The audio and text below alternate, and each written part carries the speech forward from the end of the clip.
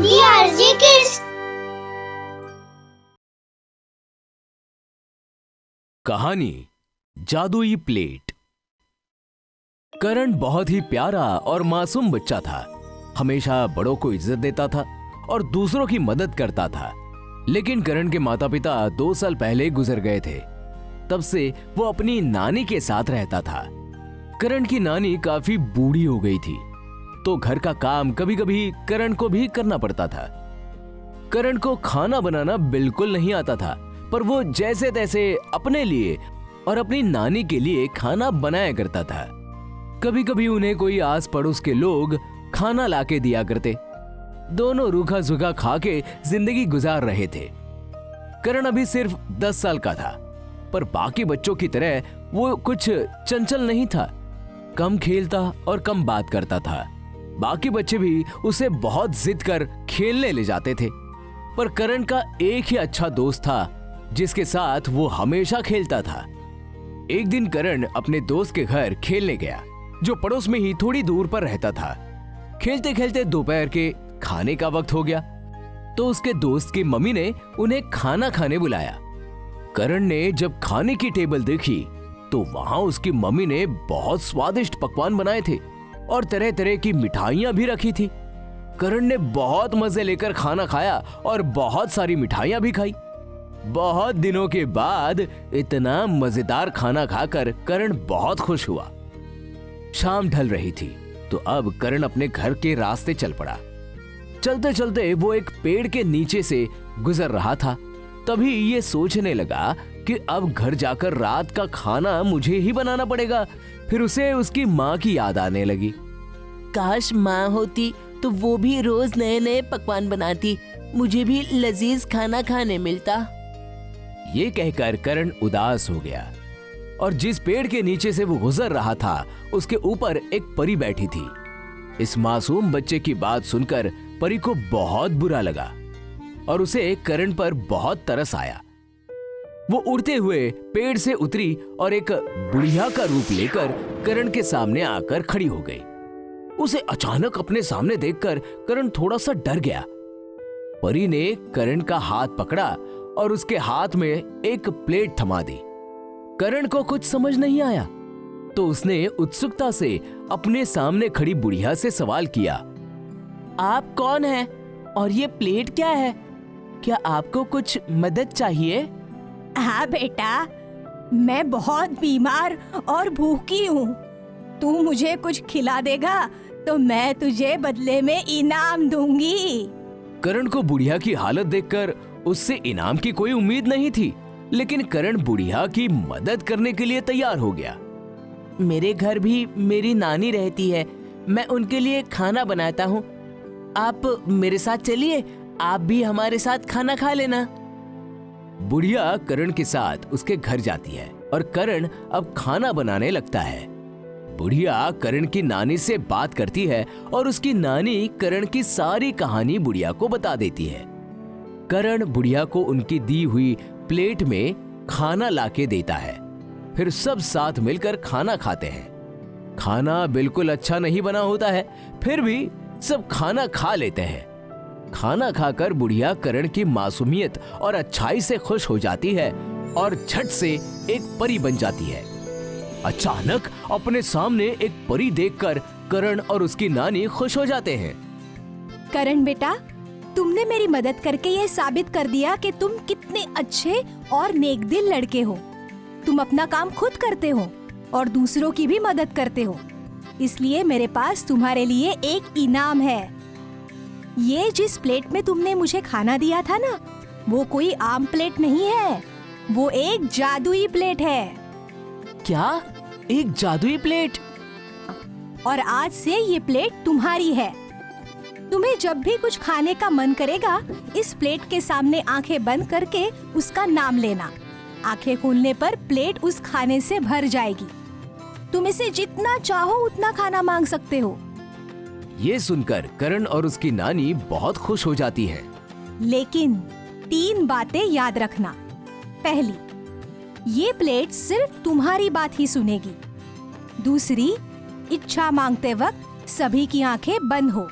और तीसरी, ये राज किसी और को पता नहीं चलना चाहिए, नहीं तो ये प्लेट एक मामूली प्लेट बन जाएगी। मैं ये बात किसी को नहीं बताऊंगा। परी इतना कहकर वहां से चली जाती है। करण और उसकी नानी परी के जाने के बाद प्लेट सामने रखकर खाना मांगने की कोशिश करते हैं। करण आंखें बंद करता है और कहता है, मुझे चाहिए गुलाब जामुन। और आंखें खोलते ही उनकी प्लेट गुलाब जामुन से भर जाती है। जादू तो काम करता है, ये देखकर करण और उसकी नानी बहुत खुश होते हैं और पेट भर के गुलाब जामुन खाते हैं। फिर प्लेट संभाल के रख देते हैं। अब करण और उसकी नानी रोज अच्छे अच्छे भोजन खाते। जो भी भोजन का नाम लेते, आंखें खोलने पर वो सामने होता। अब करण को खाना भी बनाने की जरूरत नहीं, वो दोनों जादुई खाना खाकर ऐश से अपनी जिंदगी गुजार रहे थे। और करण कभी कभी अपने दोस्त को भी वो खाना खिलाता था। अब तो कई बार कोई पड़ोसी खाना लेकर आए तो ये दोनों उन्हें मना कर देते। अब पड़ोसी आपस में बातें करने लगे। लगता है इन लोगों को बहुत घमंड हो गया है। मैंने 2 बार खाना भेजा इनके घर पर, वापस कर दिया। हाँ, पता नहीं ये क्या खा रहे हैं, दोनों मोटे होते जा रहे हैं। कहीं कोई खजाना तो हाथ नहीं लगाया। अब हमारी मदद की जरूरत नहीं पड़ रही। दोनों पड़ोसी बातें करते करते हंसते हैं और मजाक उड़ाते हैं। 1-2 दिन में ये बात करण के पड़ोस वाले दोस्त के घर भी होती है। तो उसका दोस्त घर में हो रही बातों को चुपचाप सुनता है और करण से जाकर पूछता है, क्यों भाई, क्या बात है? आजकल तुझे खाना बनाते नहीं देखा और तेरे घर काफी स्वादिष्ट चीजें भी खाने को मिल रही हैं। आखिर बात क्या है? लेकिन करण को याद था कि वो इस प्लेट का राज किसी से नहीं बता सकता था, नहीं तो वो जादुई प्लेट मामूली प्लेट बन जाएगी। ये सब सोचकर करण अपने दोस्त से कुछ नहीं कह पाता। अब करण के दोस्त के काफी बार पूछने पर भी करण कई दिनों तक इसी बात को टाले जा रहा था। उसके दोस्त को भनक लग जाती है कि करण उससे कुछ तो छुपा रहा है और वो अब इस बात का पता लगा के रहेगा। अगले ही दिन रात में खाने के वक्त उसका दोस्त चुपके से उसके घर के बाहर कान लगा के सुनता है कि ये लोग क्या बातें करते हैं। और तभी उसे करण की आवाज आती है, मुझे खाना है बिरयानी। उसके थोड़ी देर बाद फिर आवाज आती है, मुझे खाना है रसमलाई। करण के दोस्त को ये बात समझ नहीं आती, आखिर करण किससे खाना मांग रहा है। वो उस दिन अपने घर को चला जाता है, पर ये बात अब उसे पूरी समझनी थी। ये पता लगाने अब वो रोज उसके घर के बाहर खड़ा हो जाता और खाने के अलग अलग स्वादिष्ट नाम सुनकर उसके मुंह में भी पानी आने लगा। कभी कभी करण उसे कुछ चीजें लाकर खिलाता भी था, पर उसकी जिद थी कि उसे इस राज का पता लगाना है कि आखिर इतना लजीज खाना आता कहां से है। अब उसके बार बार पूछने पे भी करण सच नहीं बता रहा था। इस बात से उसे बहुत गुस्सा आता है और वो नई तरकीब लगाने लगता है इस राज को जानने का। यह आज भी करण के घर के बाहर छिपके खड़ा हो गया तो उसे पता चला करण घर पे नहीं है। इसे मौका मिल गया और ये घर में जाकर करण की नानी से कहता है, नानी, आज करण को आने थोड़ा वक्त लगेगा, तो उसने मुझे भेजा है आपको खाना खिलाने। आप घबराइए मत, मुझे सब बता दिया है। मुझे बस खाने का नाम लेना है, मुझे पता है।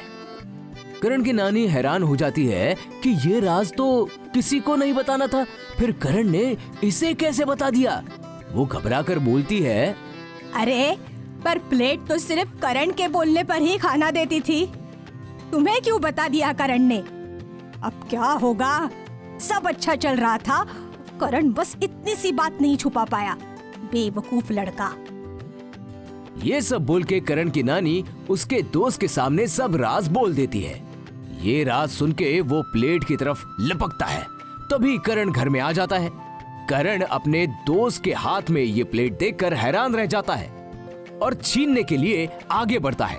करण का दोस्त प्लेट से बहुत सारे भोजन के नाम ले लेकर मांगते रहता है, पर उसे कुछ नहीं मिलता। आखिर करण उसे प्लेट छीन लेता है, पर अब राज तो खुल जाता है। तब करण हार मानकर सारी बातें अपने दोस्त को बता देता है।